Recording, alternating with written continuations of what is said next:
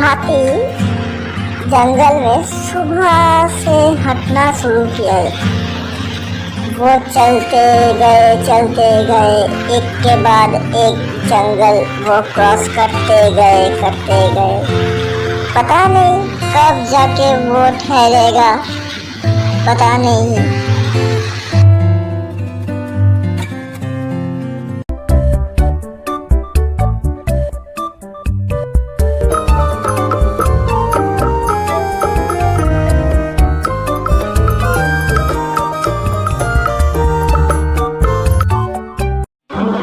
मुझे जल्दी जाना पड़ेगा, बहुत देर हो चुका है।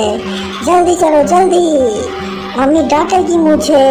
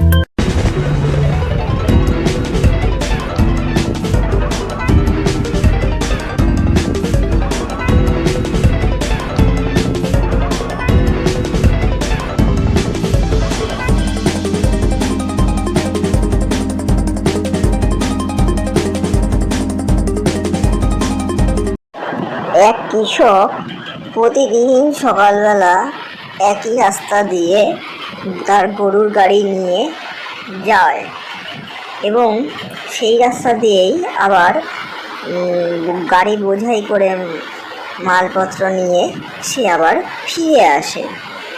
সে প্রতিদিন তার এই কাজই করে আর ভাবে মনে মনে যে যদি কখনো ভালো জায়গায় আমি যেতে পারি তাহলে আমার গরুগুলো ভালোভাবে দুবেলা খেতে পারবে।